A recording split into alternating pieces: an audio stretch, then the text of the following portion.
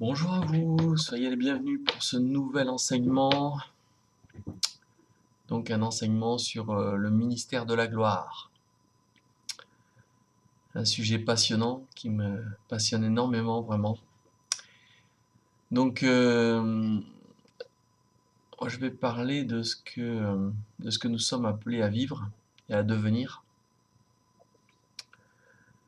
Et Jésus il dit, il y a un verset de la Bible où il dit que quand on sera au ciel, on aura des corps glorifiés, semblables à ceux des anges. Mais on doit vivre ici sur cette terre un avant-goût des choses célestes. Donc je vais donner plusieurs exemples. Donc pour arriver à cette chose-là, il faut passer avant tout par l'enseignement sur le renoncement que j'ai donné dans une vidéo précédente, sur la mort de l'homme ancien et sur la vie nouvelle, revêtir l'homme nouveau. Donc il est dit que il faut connaître la mort par l'esprit. Donc il faut faire mourir les œuvres de la chair par l'esprit, par le Saint-Esprit, afin de manifester la vie nouvelle en Jésus-Christ, la manifestation de sa gloire. Donc le premier passage, c'est dans Éphésiens 4, versets 11 et 12. Donc c'est le passage où il est dit que les ministères, apôtres, prophètes, évangélistes, pasteurs et docteurs ont été donnés pour le perfectionnement des saints, en vue de l'œuvre du ministère et de l'édification du corps de Christ.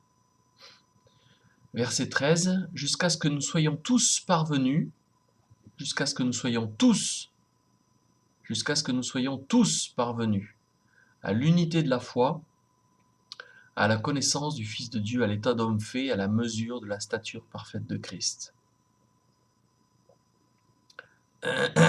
Donc là, ces versets nous parlent du but.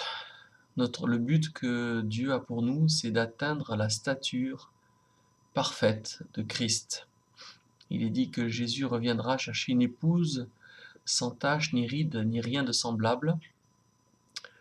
Donc ça ne peut se faire que par la gloire. C'est pas par une religion morte, par des traditions humaines, mais c'est seulement la gloire qui peut nous transformer.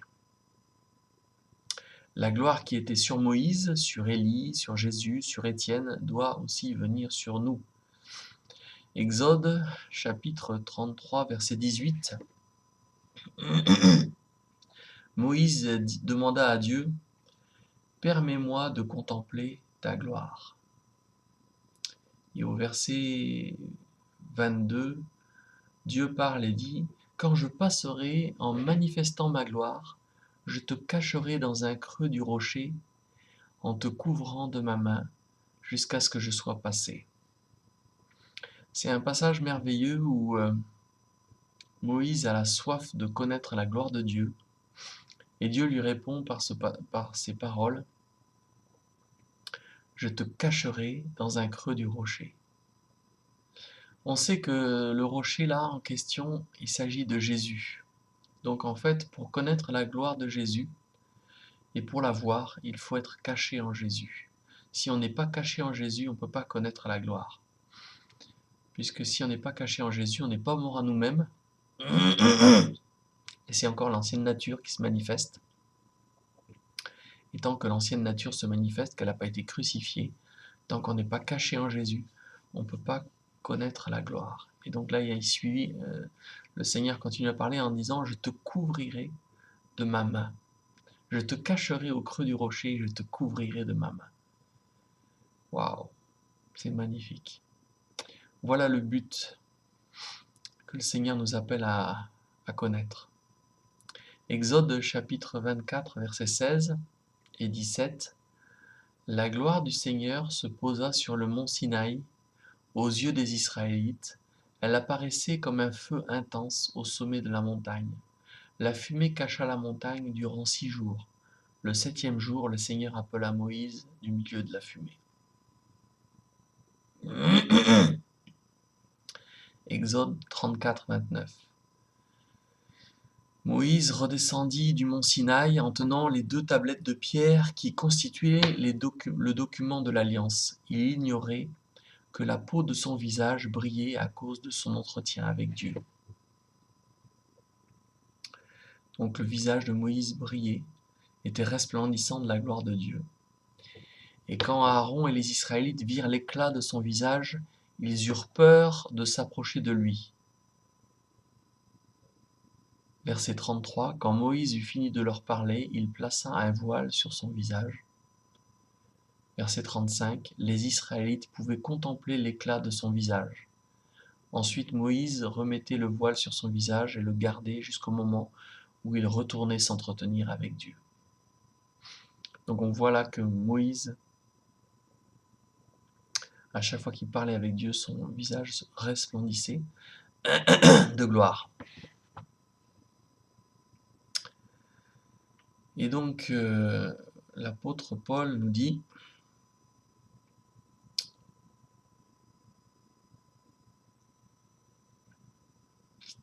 donc il nous dit dans 2 Corinthiens chapitre, je vais y venir, «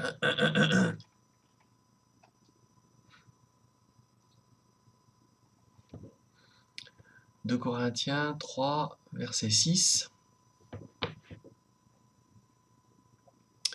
il est dit « La loi écrite qui a mené à la mort, mais l'esprit mène à la vie. La loi a été gravée lettre par lettre sur des tablettes de pierre, et la gloire de Dieu a resplendi à ce moment. Il est dit, le visage de Moïse brillait d'un tel éclat que les Israélites ne pouvaient pas fixer leur regard sur lui. Et pourtant cet éclat était passager. Donc si la loi, dont la fonction avait pour effet de mener à la mort, est apparue avec une telle gloire, combien plus glorieuse doit être la fonction exercée par l'Esprit. La fonction qui a entraîné la condamnation des hommes était glorieuse. Combien plus glorieuse encore est la fonction qui a pour effet de rendre les hommes justes devant Dieu. Nous pouvons même dire que la gloire qui brilla dans le passé s'efface devant la gloire actuelle, tellement supérieure. En effet, si ce qui était passager a été glorieux, combien plus le sera ce qui demeure pour toujours. C'est parce que nous avons une telle espérance que nous sommes pleins d'assurance. Nous ne faisons pas comme Moïse, qui se couvrait le visage d'un voile pour empêcher les Israélites d'en voir disparaître l'éclat passager. Waouh, waouh, waouh. Nous sommes amenés à voir la gloire. Matthieu chapitre 17, verset 1. 6 jours après, Jésus prit avec lui Pierre, Jacques et Jean, frères de Jacques, et les conduisit sur une haute montagne où ils se trouvèrent seuls. Il changea d'aspect devant leurs yeux, son visage se mit à briller comme le soleil, et les vêtements devinrent blancs comme la lumière. Soudain, les 3 disciples virent Moïse et Élie qui parlaient avec Jésus. Pierre dit alors à Jésus, « Seigneur, il est bon que nous soyons ici. Si tu le veux, je vais dresser 3 tentes, une pour toi, une pour Moïse et une pour Élie. » Il parlait encore lorsqu'un nuage brillant vint les couvrir, et du nuage une voix se fit entendre, « Celui-ci est mon fils bien-aimé, en qui je mets toute ma joie, écoutez-le. » Quand les disciples entendirent cette voix, ils eurent tellement peur qu'ils se jetèrent le visage contre terre. Jésus s'approcha d'eux, les toucha et dit, « Relevez-vous, n'ayez pas peur. » Ils levèrent alors les yeux et ne virent personne d'autre que Jésus. Tandis qu'ils descendaient de la montagne, Jésus leur fit cette recommandation, « Ne parlez à personne de cette vision, jusqu'à ce que le Fils de l'homme revienne d'entre les morts. » Là, on a une chose intéressante, c'est que quand Moïse est monté sur le mont Sinaï, il est dit que dans Exode chapitre 24, il est dit que la fumée cacha la montagne durant 6 jours et c'est seulement le 7e jour, le Seigneur appela Moïse du milieu de la fumée. Et dans Matthieu 17, verset 1, il est dit « 6 jours après, donc le 7e jour, Jésus prit avec lui Pierre et Jean et il était monté sur la montagne et son visage a resplendi de la même manière que Moïse et il a vu Moïse et Élie sur cette montagne. » Waouh, c'est magnifique comment le Seigneur a accompli aussi ce passage de l'Écriture. Donc chapitre de Luc, chapitre 9, verset 28, Luc 9, 28. Environ une semaine après qu'il eut parlé ainsi, Jésus prit avec lui Pierre et Jean, Jacques, et il monta sur une montagne pour prier. Pendant qu'il priait, son visage changea d'aspect, et ses vêtements devinrent une blancheur éblouissante. Donc là, on a le même passage que dans Matthieu, où il nous est relaté la même chose. C'est le 7e jour que Jésus est monté sur la montagne à la rencontre de Moïse et Élie, et où il a eu ce qu'on appelle la transfiguration. Son visage a resplendi comme le soleil. Donc on voit que Moïse a vécu cette transfiguration, Jésus a vécu cette transfiguration, mais pas seulement. Dans le livre des Actes, il nous est dit au chapitre 6, verset 15, « Tous ceux qui étaient assis dans la salle du conseil avaient les yeux fixés sur Étienne, et ils virent que son visage était semblable à celui d'un ange. » Donc là, on voit qu'après Jésus même, ceux qui sont appelés ses disciples sont appelés à vivre cette même gloire à certains moments, de manière plus visible encore et plus puissante encore que celle qui était sur Moïse, nous dit la Bible.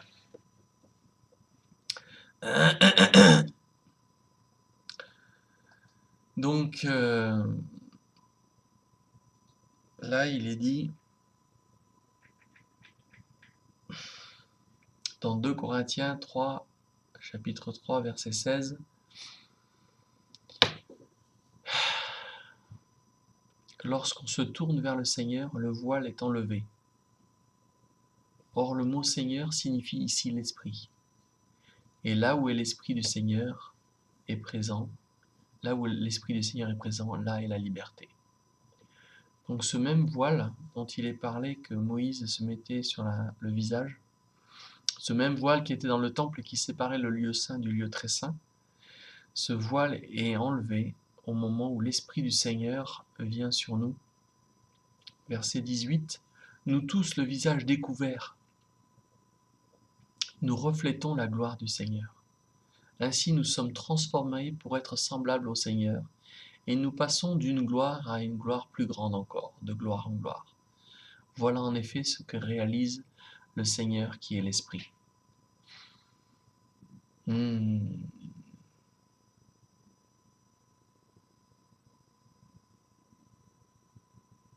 Romains 8, 13. « Si vous vivez selon la chair, vous mourrez.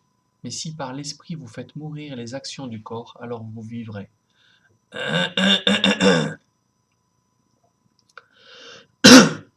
Colossiens 1, verset 26. « Le mystère caché de tout temps et dans tous les âges, mais révélé maintenant à ses saints, à qui Dieu a voulu faire connaître quelle est la glorieuse richesse de ce mystère parmi les païens, savoir Christ en vous, l'espérance de la gloire. C'est lui que nous annonçons, exhortant tout homme et instruisant tout homme en toute sagesse, afin de présenter à Dieu tout homme devenu parfait en Christ. » 2 Corinthiens, chapitre 3, verset 18. « Nous tous dont le visage découvert reflète la gloire du Seigneur, nous sommes transformés en la même image de gloire en gloire par l'Esprit du Seigneur. » 2 Corinthiens 3, 18.